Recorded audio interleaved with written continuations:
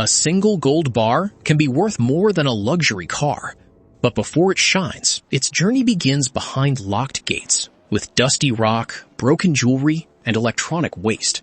In this refinery, every gram is tracked, tested, and prepared for fire. Before the furnace can glow, security takes control. Armored deliveries arrive carrying sealed containers of gold-bearing ore, recycled jewelry, factory scrap, and discarded circuit boards. Each shipment is logged, weighed, and inspected inside a restricted receiving bay. Nothing moves forward until its origin and weight are verified. Next, technicians collect tiny samples from every batch. In the laboratory, precision instruments measure the metal content hidden inside the material. The results determine how the refinery will handle it, separating high-grade feed from material that needs more processing. The incoming material is then sorted by type. Jewelry and metal scrap are separated from mineral concentrate. Electronic boards are shredded, breaking complex components into manageable fragments. Ore is crushed into smaller particles, exposing the precious metal trapped inside the rock. Powerful magnetic separators remove iron and other unwanted metals. By the end of this stage, a chaotic mixture of raw material has become a controlled, traceable feedstock. It is carefully loaded into heat-resistant crucibles and moved toward the furnace hall. The transformation has not started yet, but the gold is now ready to meet fire. Now the refinery reaches its hottest stage. The prepared feed is charged into induction furnaces, where electromagnetic energy heats the crucible without direct flame. Within minutes, solid fragments collapse into a glowing bath of molten alloy. At this point, the metal may contain gold, silver, copper, and traces of many other elements. Refiners add carefully measured fluxes to the melt. These compounds bind with unwanted material and draw it upward, creating a dark layer called slag. Operators in heat-reflective suits skim this layer from the surface. It is a critical step. Every pass removes contaminants while protecting as much precious metal as possible. The remaining liquid is not yet pure 24-karat gold. It is a concentrated precious metal alloy, often called doré, but it is far more valuable and far more controlled than the mixture that entered the refinery only hours earlier. When the temperature and composition are right, the furnace tilts. A brilliant stream of liquid metal flows into a transfer ladle, then into a line of rectangular casting molds. As the alloy cools, it forms heavy anode plates. These rough plates are not the final bar seen in a vault. They are the starting material for the refinery's most precise purification stage. Each anode is cooled, inspected, and loaded onto secure transport racks. Next, they enter a hall of electrolytic cells, where electricity will separate gold atoms from nearly everything else. Fire has concentrated the metal. The rough gold alloy plates now enter the electrorefining hall. Here, heat is replaced by chemistry and electricity. Each cast plate becomes an anode, suspended inside a carefully controlled electrolyte bath. Thin stainless steel sheets hang beside them as cathodes. When direct current flows through the cell, the separation begins at the atomic level. Gold atoms leave the impure anode and travel through the solution. They settle onto the cathode as a growing layer of high-purity metal.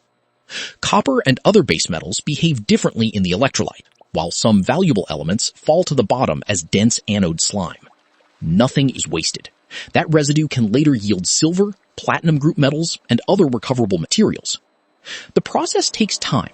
The current must remain stable, the solution must be monitored, and the spacing between every plate must be exact.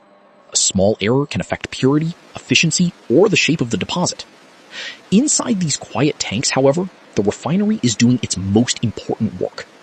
When the cathodes are removed, their surfaces are covered with brittle, brilliant gold crystals. Automated rinsing removes any remaining electrolyte. The gold layer is scraped free, collected as flakes, and sent through a drying system. It no longer resembles jewelry, ore, or a vault bar, yet this powdery metal is now exceptionally pure, ready for one final melting stage that will turn countless tiny crystals into solid, flawless bullion. After electrorefining and drying, the gold is ready for its final transformation.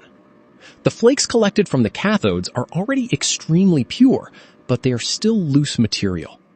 To become bullion, They must be melted once more under tightly controlled conditions. The dried gold enters a precision induction furnace. This smaller furnace is designed for consistency.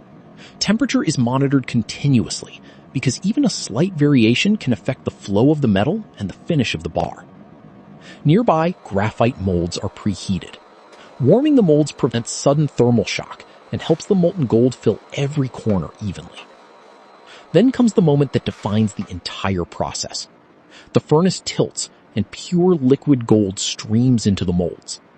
The metal glows almost white at its hottest point, then deepens through orange and yellow as it begins to solidify. Within minutes, the familiar rectangular form of a bullion bar appears. After controlled cooling, automated grips release each bar from its mold. At this stage, the surface can still show tiny marks from casting. Gentle brushing and finishing remove loose particles and prepare the bar for inspection. Every piece is weighed on calibrated equipment because the exact mass is as important as its purity. The result is a solid bar of nearly pure gold, but it is not ready to leave the refinery yet.